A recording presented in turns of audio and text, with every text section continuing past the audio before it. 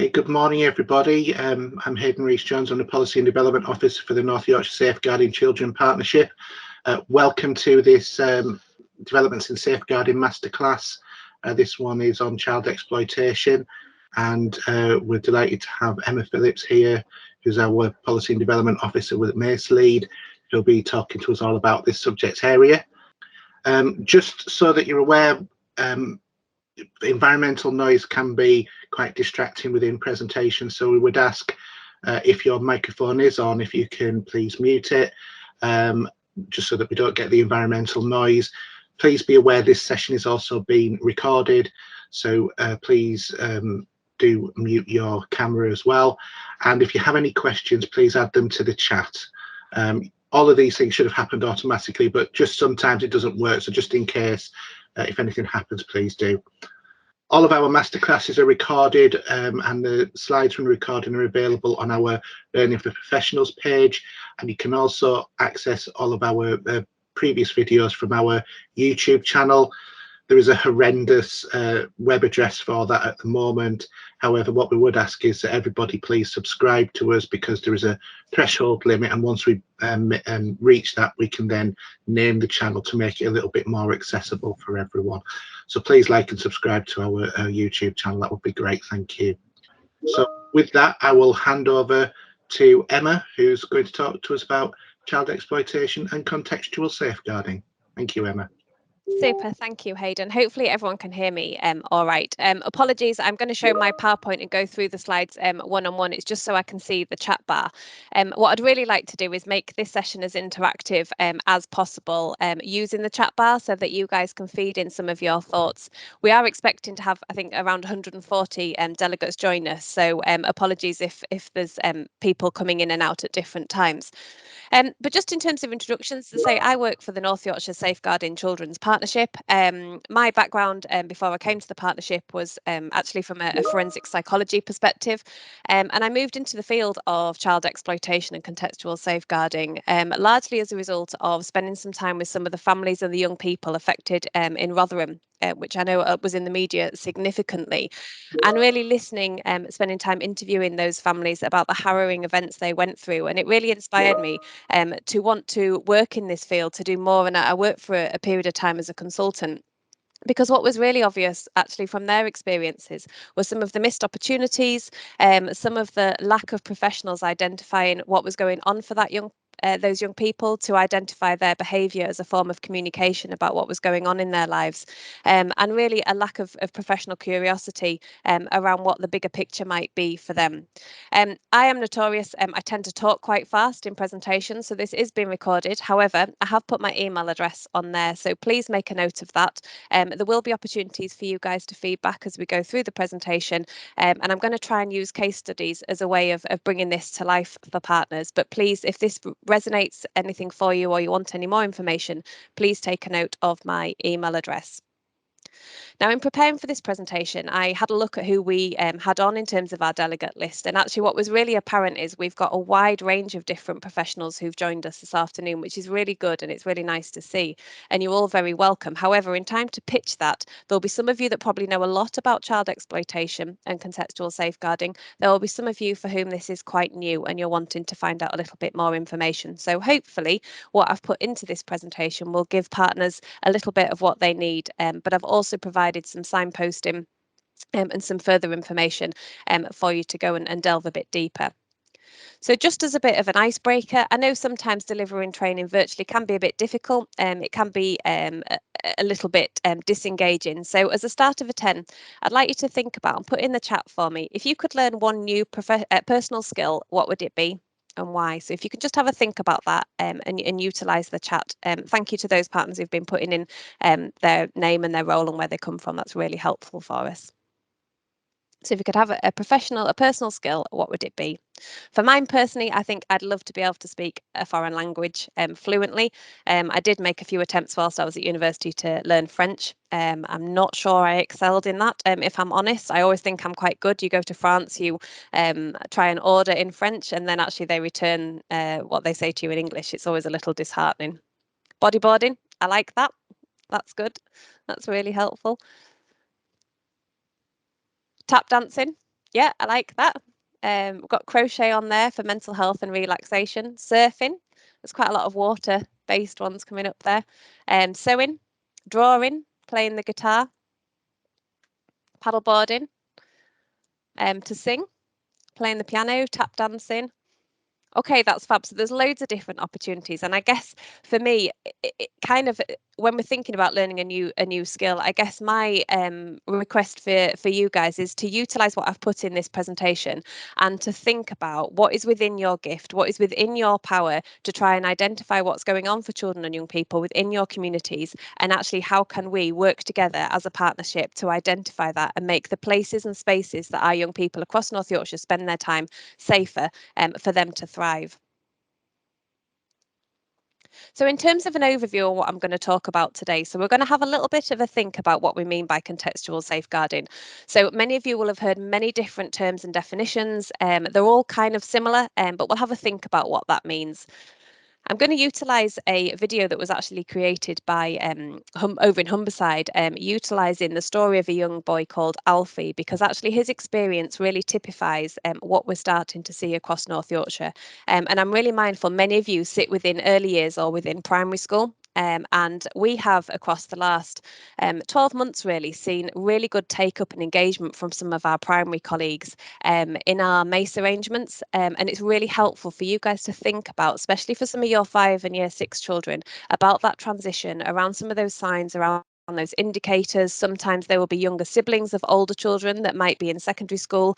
Again, thinking about how can you play a part in terms of helping us put all those pieces of the jigsaw about what might be going on for young people. We're going to have a think about how you might identify signs of exploitation. And when I show the video to you about Alfie and his experience, I'd like you to think about what things are jumping out for you. And similar to how we've just done in the icebreaker, I'd like you to use the chat function, if you wouldn't mind, just to put some thoughts so that we can share some of that learning. I'm going to touch on the MACE process that we have across North Yorkshire. And I'm also going to talk to you a little bit around modern slavery, human trafficking, and what's known as the NRM, so the National Referral Mechanism. And I'll talk a little bit more about that later. I'm also going to talk a little bit around online child exploitation, and I'm going to use a young girl, Ellie's experience. So again, thinking about how within your organisations, within your daily work, might you pick up on some of the signs and indicators in your setting for what's going on for Ellie.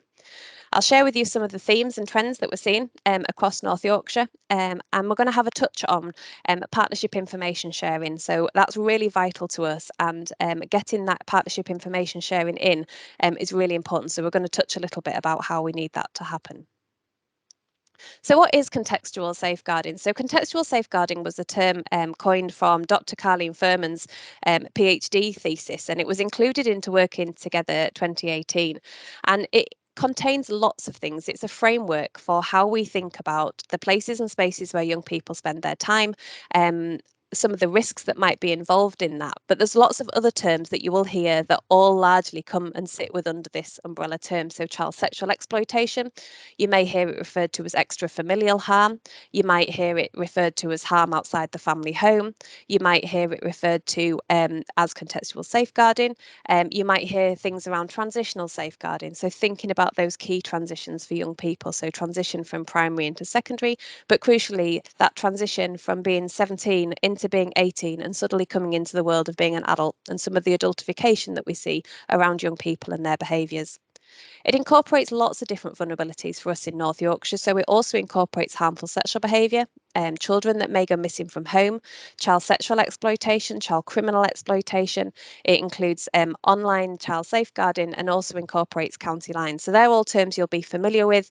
Hopefully you have an idea about what they encompass and what they incorporate. So what does it look like across North Yorkshire at the moment? So exploitation of all forms affects both boys and girls. At the moment, what we're starting to see is we're seeing it identified more within boys in terms of risk of particularly child criminal exploitation, and links around being forced or coerced to run drugs. And I'm going to talk a little bit through the example I give you when we look at Alfie. We see young people also being included and being involved in acquisitive crime. So by that I mean theft of vehicles, theft of motorbikes, theft of push bikes. They are being coerced and controlled to go into shops, for example, and be involved in high value thefts, again, being controlled or operated by someone with greater power and control over that young person. We're really curious about some of the changes and the developments around child sexual exploitation, so that we know that for children who were impacted over the lockdown period, young people are spending more time online. Some of the national research is showing, and we're going to touch on that, that there is a considerable increase in the number of young people that are being exploited sexually and through other means using the internet and online. So we're going to touch on that a little bit. Something we're noticing across North Yorkshire, and that's something that is very much aligned with some of the national findings, is around the number of younger children starting to come to note. So those that are aged sort of 12 and 13. So certain things we're worried about, and we'll touch on that when we look at Alfie, you know, potentially engaging in having cannabis, accessing cannabis, worries around antisocial behaviour, spending time with older peers. But actually what seems to be happening is the age within which young people are being drawn into some of these peer networks is getting younger. So something to think about for those of you sitting at that primary level. I think impacted by lockdown and lots of other complexities, we are seeing the complexities of those who pose a risk of exploitation towards young children. So we're looking at who is around those young children, who are in their peer networks, who poses a risk towards them, because the complexity of those peer networks and those associations can be quite hard to disentangle, which is where the value of yourselves as partners who understand your children, you understand your districts, you understand your local communities, is really vital to work with understanding contextual safeguarding. We know that exploitation crosses district and county boundaries. Our MACE operates across the whole of North Yorkshire, but what we're really mindful of is that actually perpetrators don't care that actually your boundary might stop in North Yorkshire. We see crossing boundaries into West Yorkshire, we see it going into Cleveland, we see it impacting on Humberside and some of our Lancashire colleagues. So thinking about the movement of children, how are children moved about, how are some of these themes and trends all interconnected? And then information sharing, which we're going to touch on towards the end of this presentation. So we also are really we have a emerging drug trends group. So we are starting to understand and develop our partnership awareness around the trends that we're seeing across young people. Young people have always been targeted in terms of utilising drugs. Particular areas that we're starting to notice. So MDMA is something that has come to the fore. Edibles. So I've put a picture just down here on the bottom right hand side for you. So they look just like normal sweets. So they're nerd rope, and actually they are often laced with cannabis of some form, often THC, the psychoactive substance in cannabis. Obviously that is a concern for us in terms of young people getting hold of them. So that just gives you a bit of an understanding of what they look like in terms of the packaging. Similar for up on the top here, this stony patch, again, often known as gummies or different types of sweets, often marketed. They're often very bright, very colourful. Fruit pastels, often laced with different drugs. Again, some young people will know that they are buying drugs that are laced they're buying sweets that are laced with drugs, but sometimes they don't. And again, it's around our professional curiosity to understand what that looks like and increase that awareness for young people. Benzodiazepine use, we've seen that, young people having access to Valium, to Xanax and to diazepam, DMT, 2CB, and vape seems to be an increasing thing that young people are having access to. A lot of our schools within our MACE level 2 meetings are saying that young people are utilising vapes. We're doing a lot of work with trading standards and our local policing teams to make sure that those who are supplying vapes aren't supplying them to children. We do see increasingly complex peer relationships that facilitate some of that drug supply. So again, it's for us to understand what does that look like within our networks? Who is supplying our young people? Where are they getting those drugs from? We sometimes see that young people might not only be victim of exploitation, but sometimes actually they are facilitating some of this as well. So that can be an interesting dichotomy for us in terms of how we tackle that and how we approach it. As I say, we have an emerging drug trends group and we are looking and exploring that, sharing that information. But the one plea for me, from you guys in your communities, we really need that intelligence, that information. So where you're hearing things from parents, from carers, you're hearing it from people in your communities, we really need that intelligence from you because it helps us build that picture about what's going on. Okay, with that in mind, we're going to look and watch a video called Alfie at the moment. So for some of you, I know sometimes we have slight issues in terms of people being able to hear and access that information. So I have sent you the YouTube clip in case you're struggling, but we're going to watch that. I'd like, when you watch it, if you can think about, within your setting, what are the key things you might be worried about for Alfie? What things are you picking up that would cause you to be concerned? And then I'm going to ask you to pop those in the chat. So if you can put them in the chat while you're watching the video, I'll feed that back. And then we'll have a bit of a reflection about what might make us concerned for Alfie.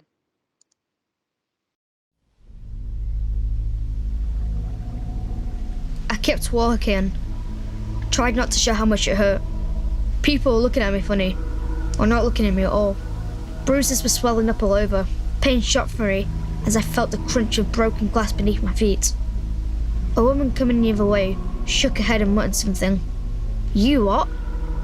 She looked at me like I was scum. I stared at her as I carried on, and I wasn't looking where I was going and tripped. It absolutely killed. I didn't want anyone to see I was crying.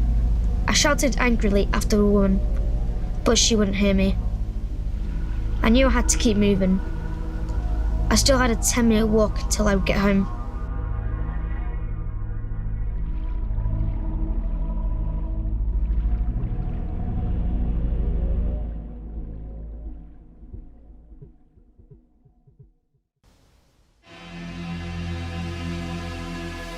I was always embarrassed if one of my friends came to our flat. The windows were boarded up and we didn't have proper furniture. It was a mess and most days Mum was drunk. One of my mates made a big deal about us not having carpets or wallpaper. After that, I didn't ask anyone else around. I just hung about the streets and parks. When I started secondary school, I made new mates. And there was nothing to do, so we made our own fun. We were banned from most of the shops. I got caught nicking once, and the shopkeeper held me prisoner until the old bill got there. They took me home, and Mum went mad that I brought coppers around. I don't understand why she was bothered. I never had any money, but some of my older mates did. They started buying us drinks, cans of Coke, and sometimes beer. They shared out fags, and I thought they were real generous. I asked Alex where he was getting his money from, and he said it was from his fam. Alex was in care and hadn't seen his mum for years, so I don't understand what he meant. He said that he'd introduce me one day. One time me and Alex were having a fag, when he got a call on his crappy little Nokia phone that I'd never seen before. Alex said that he had to go see Dave, and that I could come with him. The address he'd been given was a dirty looking house. Alex told me to wait near the door, as he'd only be a minute. I saw Dave slyly pass Alex a wrapped up bag that Alex quickly shoved into his bag. Dave looked at me and nodded. Then we left. For my 13th birthday, I really hoped that Mum got me some new trainers, as mine were wrecked. But instead she gave me some DVDs she got down at the pub. I said thanks, but didn't tell her that we didn't have a DVD player, or that I sold them. On the night, Alex gave me some beer and a joint, and we got smashed. It was a right laugh.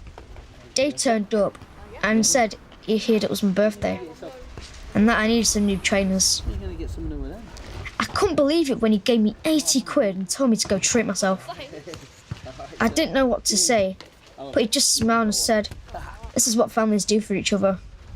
And I told him I owed him one, and he told me not to worry about it. I hung out with the group more and more. They helped me to see that we needed to stick together, because everyone else was against us. One night, Dave asked me to help him by holding onto a bag for a few days for him. I told him of course I would, and was surprised when he gave me another 100 quid and told me not to go mess with it. I took it home and hid it. I was dying to know what was in it, but I didn't look. They trusted me and gave me more money than I'd ever held in my hands before. I hid that too, as I didn't want Mum finding it and asking questions or spending it. After that I did more jobs for Dave. Alex said that I was a proper part of the street fam now. He had a phone that only the fam could reach him on, and he was going away a lot, out of town. We had more money and new experiences than we'd ever had. It was amazing. I knew what was paying for all of this. We were moving and selling drugs, but we were doing it as a family. And it felt good that they believed me to do it right. For the first time in my life, I felt like I had a good future. Like I was in control. I was moving small amounts. The drugs were already wrapped, and I had to hide them in something like a drawstring bag or a paracetamol box. I was out one day when Dave pulled up in his car. He'd asked me if I'd seen Alex. I hadn't. He told me that when I did, I had to tell him that it was all over. See Alex, you tell him he's out. Alright. Alright, mate. And he told me I should meet him on Friday at 9 at the usual place. He said it was time I stepped up. It was Friday afternoon and I did see Alex, but it was being off with me. I told him what Dave said. He showed me that he had a tag on his ankle, and he said Dave would want me more now, as I was still clean. He looked at me strange. Funny thing is, getting his tag has given me my freedom. That was the last time I ever saw of him. I met Dave. He said I was going for a ride with Jay. I went to go and get in Jay's car, but he stopped me and popped the boot open and told me to get in. No. Get in. At first, I thought he was joking, but he looked dead serious. We travelled for over an hour. It was horrible, and a couple of times I started to freak out. When we finally got there, Jay led me into a house. Everyone inside was out of it. There was this big guy on a sofa with a young girl, and Jay told this nervous-looking guy to get the stuff. He fetched a bag of heroin and then slumped into a chair. There's a phone. Don't miss the calls. I'll be back in a few days for the money. He told me to take the calls and sell drugs until he came back. I stood there and didn't know what to do. I sat down for a fag with my hands trembling. I was there for 3 days. I took calls on the phone and all sorts of people came to the door. I let them in and sold them drugs. Sometimes they stayed there for a few hours. Sometimes they were straight off. The nervous guy stayed. He was always high. And I figured this must have been his house. I counted the money I'd taken. There was more than a couple of grand, and I kept it close to me. I was starving and bored, so I was relieved when Jay came back. He took the money but gave me a couple of notes and told me to get the train home. He said to take a packet back home with me. I tried to tell him that I didn't even know how to get a train and that the packet was too big for me to hide inside my mouth. He told me I should hide it up in my ass. It really hurt. When I finally got home, I was knackered. Then Mum gave me the, "Where the hell have you been?" She said she'd nearly had to report me missing and get the coppers round again. I just needed some rest. Alfie, I'm talking to you! And tried to get my head straight. Next day I saw Dave. He told me to get in the car. You alright? He gave me 200 quid and smiled. He said, "How else would you earn money like that, Alfie? You're with us now." He said he'd take me to get a haircut. He told me that I was doing well and that he was proud of me. No one had ever said that to me before.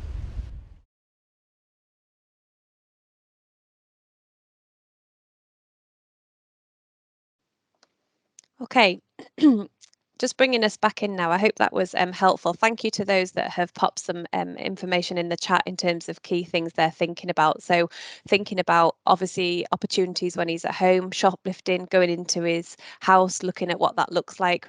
Is the risk of abuse, neglect, missing from home for 3 days, mum not reporting her son missing, mum's relationship with alcohol, not inviting people round, stealing, overreaction to police attending the home, isolating from others in society, and being missing from school. Okay, thank you. That's really, really helpful. I hope that's useful. Just if partners are interested in finding out more, that's one of a 4-part series that Humberside have created around Alfie's story, and it's on YouTube. So if you click on the link, it has the other parts. I'm only just going to show the first part today, just because we're a bit tight for time, but it's actually really interesting looking at how things progress for Alfie.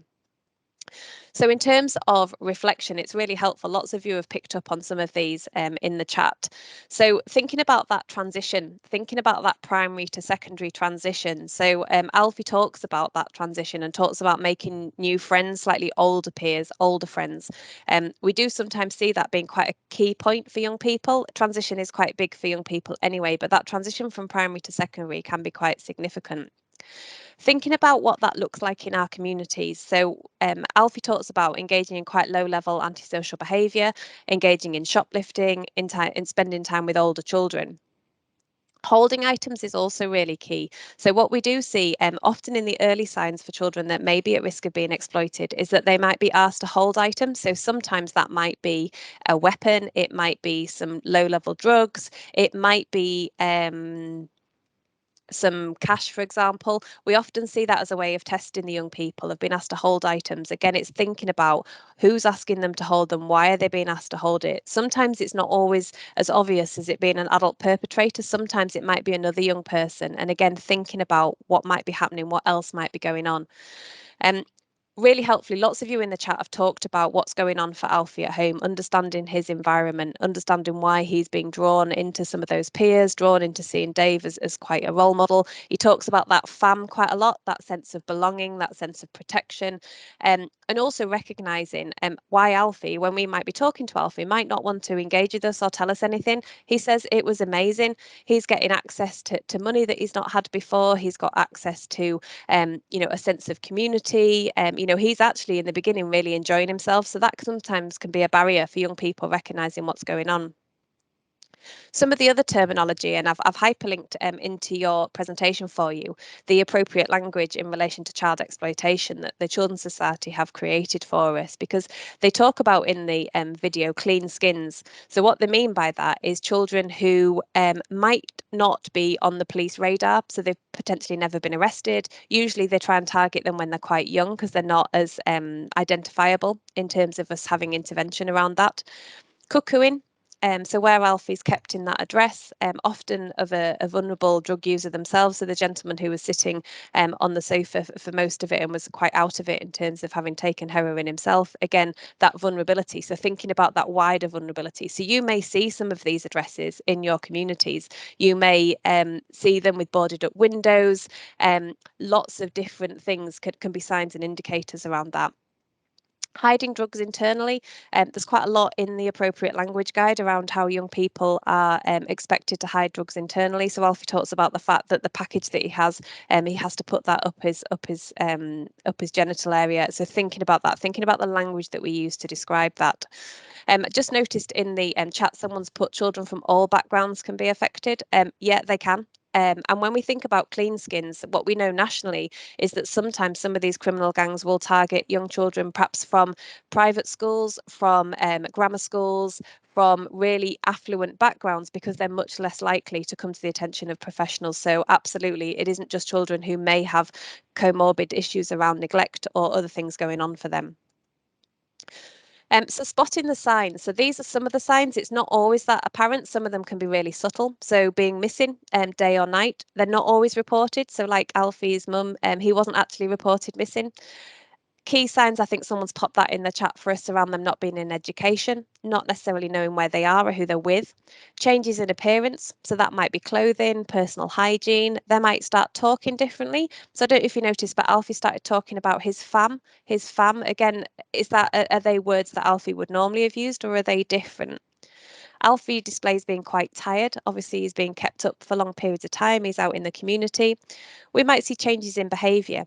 So young people and adolescents will often be more secretive. Some of that is quite normal, but when you get that sense that actually there's more going on for that young person, so they might be quite fearful, they might present as being quite withdrawn or aggressive, they might start to distance themselves from friends and family, and they might start to become involved in what we often call antisocial behaviour within the communities. Changing friends is also really important. So they might change who they're hanging around with. They might be meeting new people. And just being mindful, this isn't always just what happens in the community. Some of that might be who they're spending time with online, who their online communities are.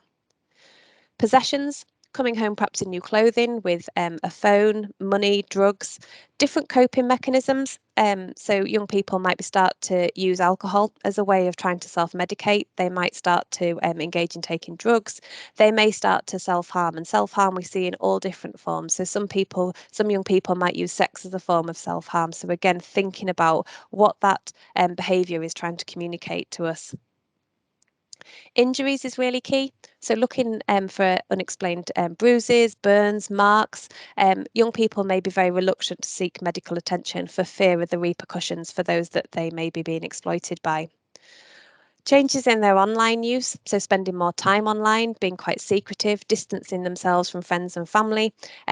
You may start to discover they're talking about they've been to new places where they've got no obvious connection.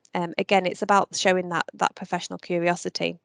I have just hyperlinked in there our professional consultation line, again, where you have some of these worries. If you've gone through your designated safeguarding lead and actually you still have concerns and you want some extra support, we have got that in place. So I've hyperlinked that in for you in case you feel that that would be useful. So across North Yorkshire, just to explain how we tackle child exploitation, we have 2 levels. So we have MACE level 1, which is managed largely through our multi-agency screening team. So that looks at when we get any risk of exploitation, anything, we've worked with families, they need support, you recognise that vulnerability, is putting in a safeguarding referral as you would for any other safeguarding concern that you might have. And our MACE level 1 process looks at our risk identification, our risk assessment and risk management of those children that we think either are at risk of or experiencing being exploited. It supports and enhances our current child protection structures. So for Alfie, there was a lot going on in his home environment, as well as the risk that is posed to him outside his home and what's going on for him.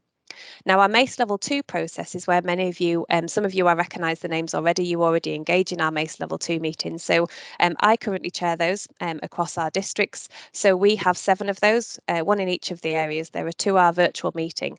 And that's where we share information around the children that might be at risk, those that might have been missing in the last 4-week period. We look at locations, we look at persons who might pose a risk towards them, we look at themes and trends, but it's really understanding those places and spaces in our local communities where young people may be spending their time so that we can pick up on some of those early signs, those early indications, and look at what we can do as a collective partnership in terms of our disruption planning. Massive thank you to Nat and Hayden, who are helpfully just putting some of our 1-minute guides in there. This is a bit of a whistle-stop tour of quite a large, complex process, so it just gives you the opportunity to read up a little bit more on it. The one thing I would say, if any of you don't currently come to our MACE level 2 district meetings and you would be interested in attending, please do email me. We're seeing an increasing number of partners attend, and especially for primary schools, that's actually a new area for us that we're starting to develop, and actually hugely beneficial in terms of sharing some of that information and understanding what our places and spaces across North Yorkshire look like. I've hyperlinked in there for you further information that we've got practice guidance, and I've hyperlinked in where there's useful ones that might be helpful to give you a bit more understanding.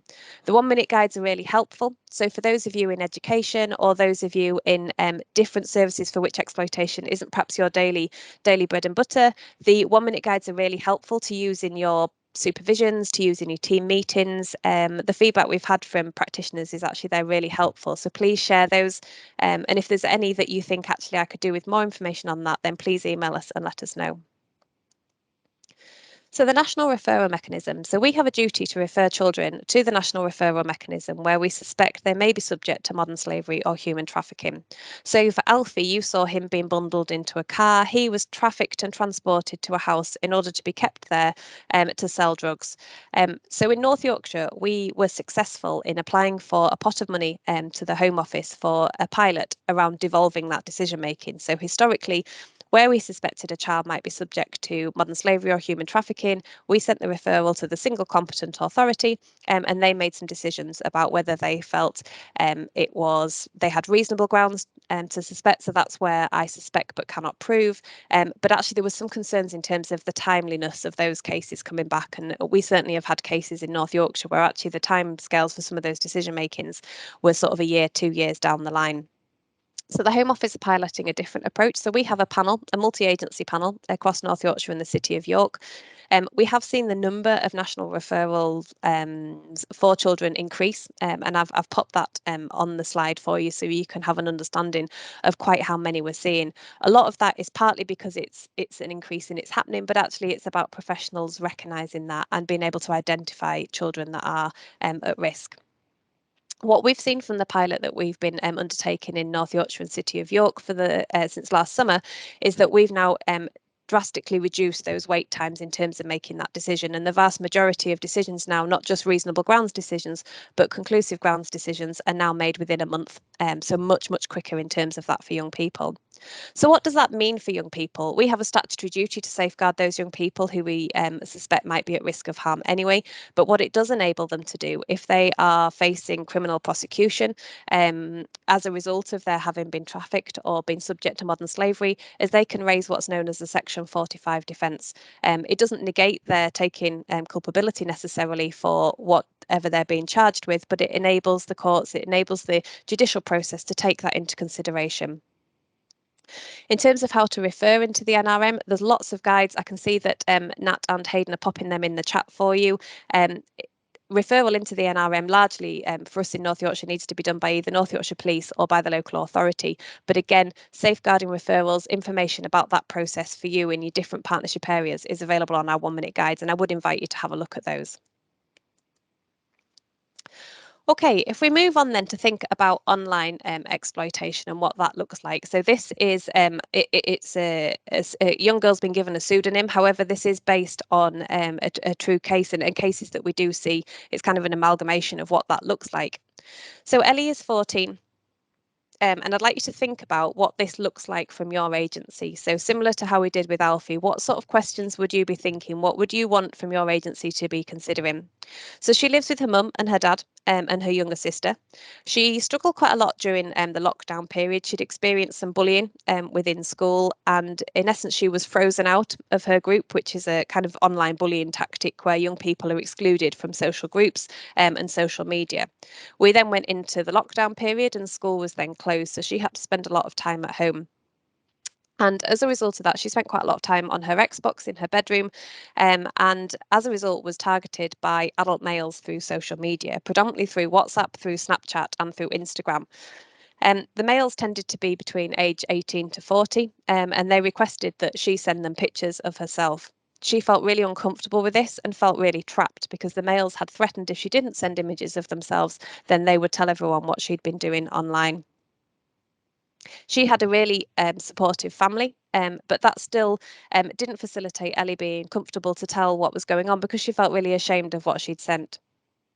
So I'd like you to think about and pop in the chat for me, what might that look like from your organisation? What behaviours might you see of Ellie in school that might help us identify that there's issues and concerns for her, made more difficult because actually in lockdown a lot of young people were at home.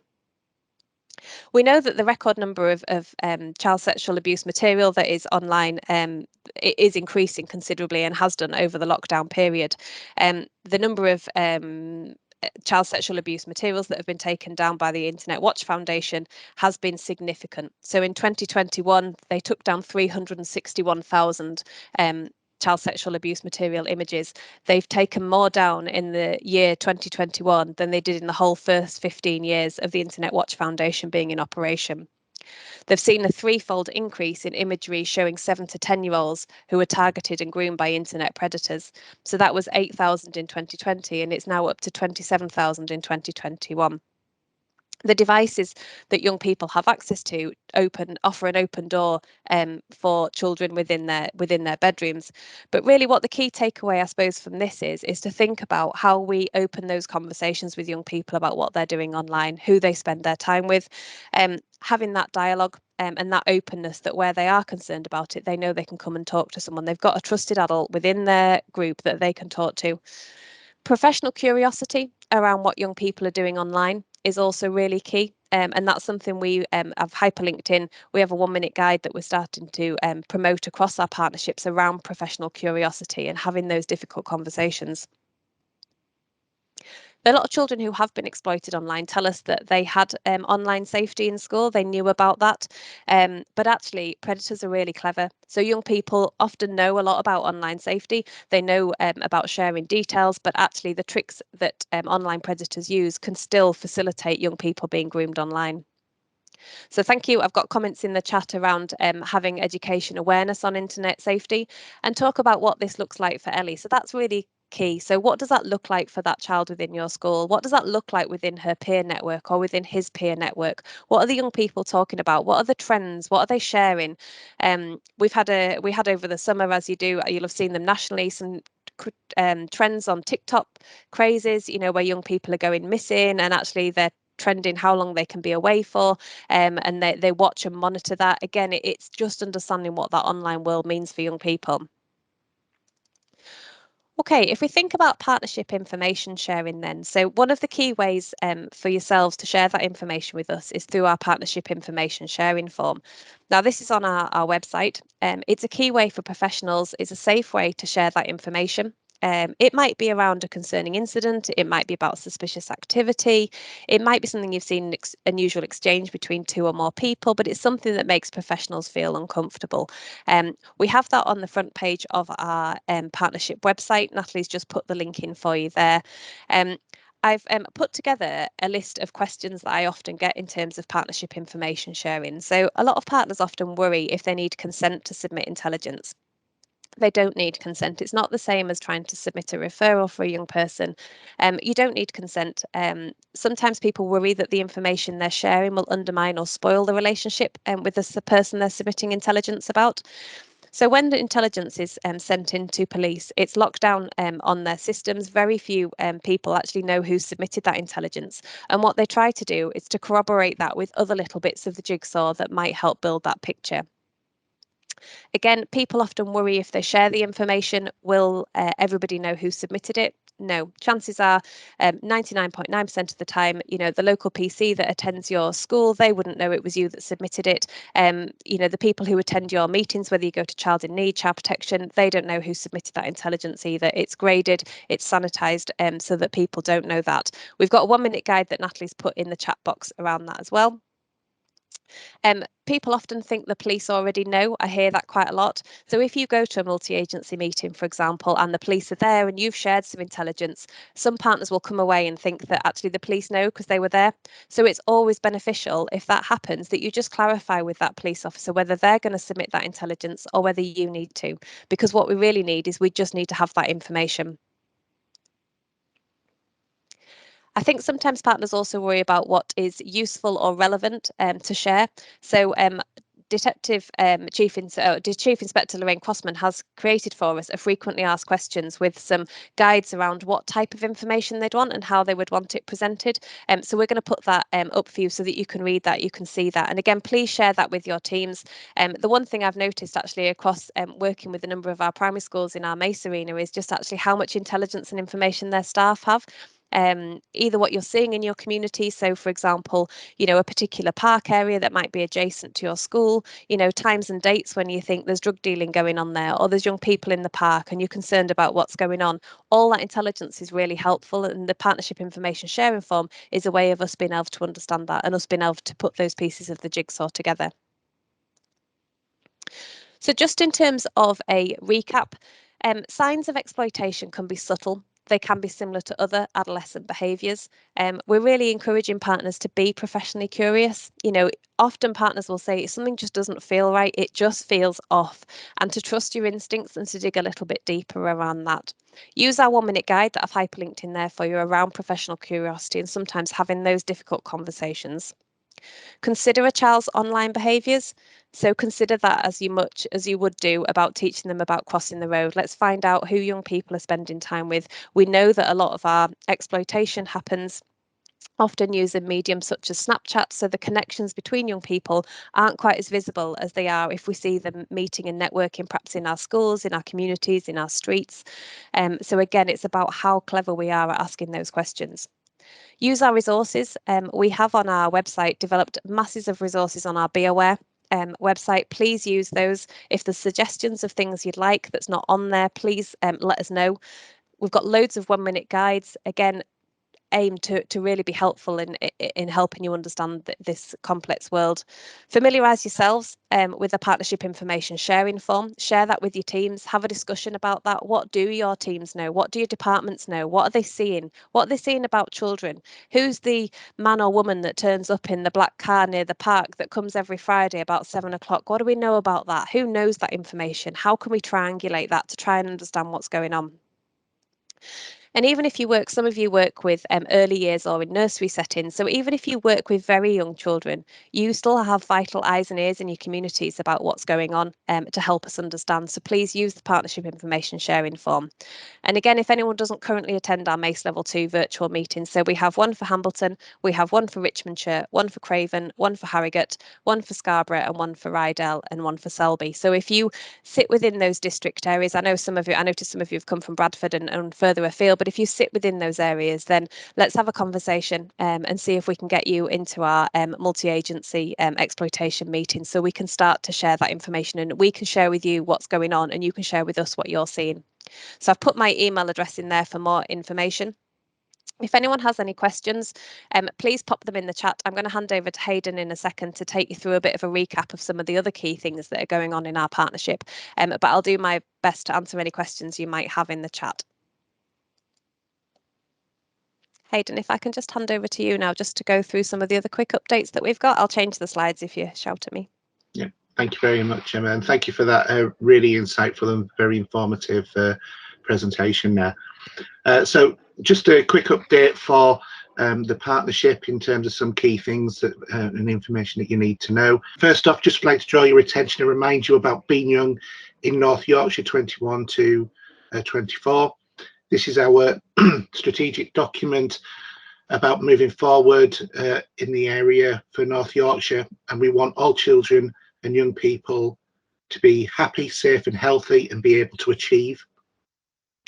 In order to achieve this strategy, we've set out 4 themes in relation to this.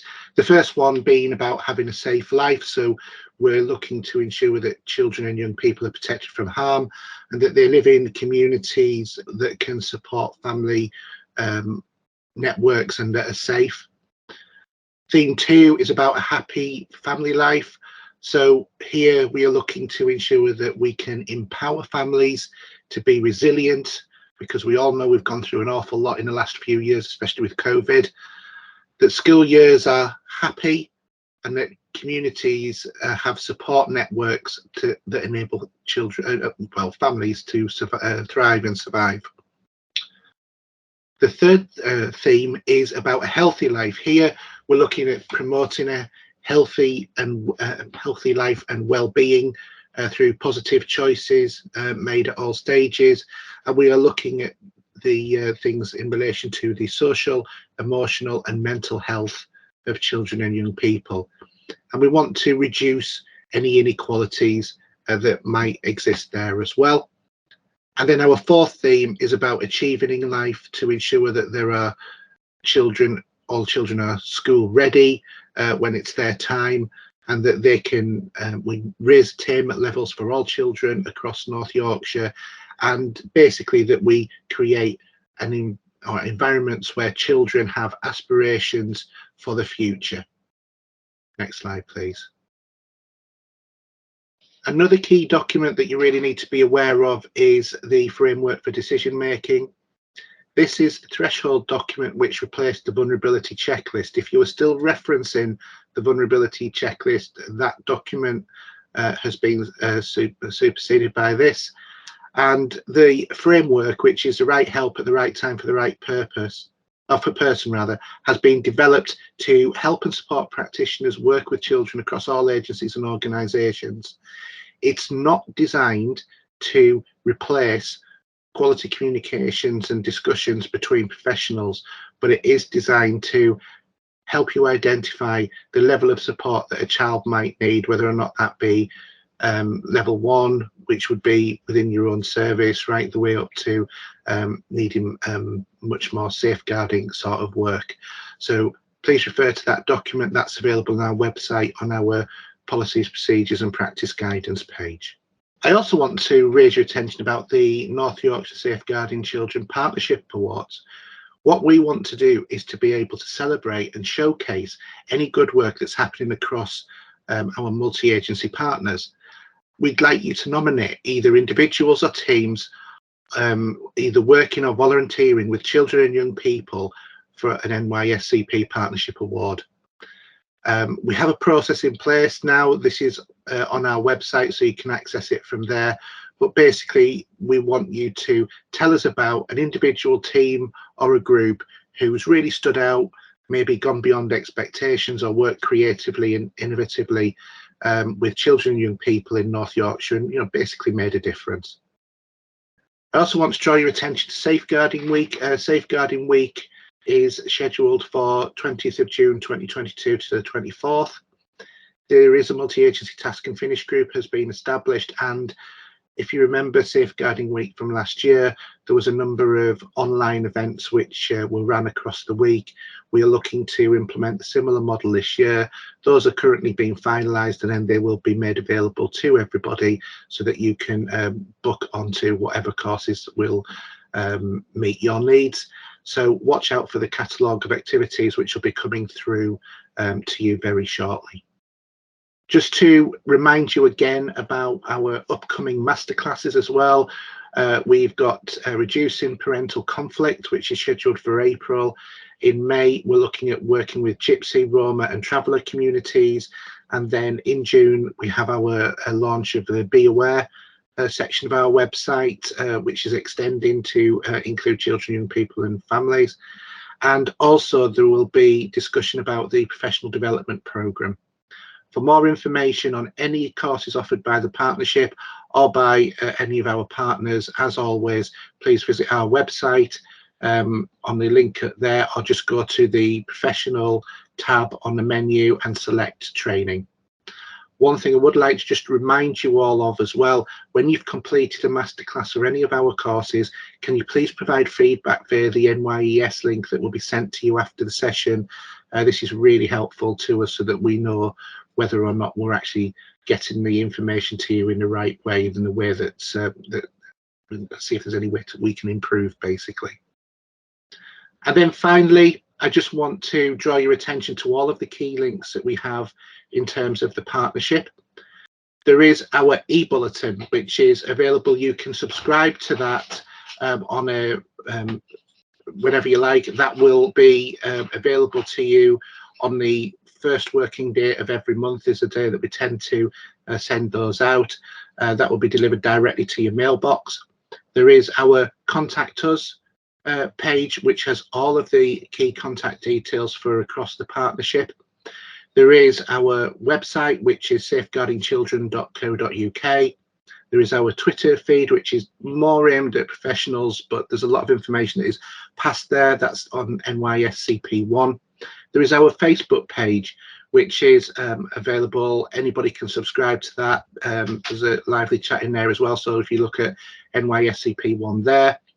There is our YouTube channel, which has currently, as I mentioned before, a horrendously titled name. If you can subscribe to that, that will certainly help us to be able to make that something a bit more manageable. We have our Instagram channel as well, which you can follow us, and we're also upping our content in relation to our podcast. This week is actually Private Fostering Week, and there is a new podcast out and available to support that as well. So please go and have a listen and subscribe there. You can access that from most places like Pocket Casts, Republic Radio, Google Podcasts, Spotify, and we're working on getting it places like iTunes and that you can subscribe to as well. Other than that, unless anybody's got any further questions, I would just like to thank Emma for her great presentation today, and everybody for coming in and attending the masterclass, and we'll see you next month. Thank you.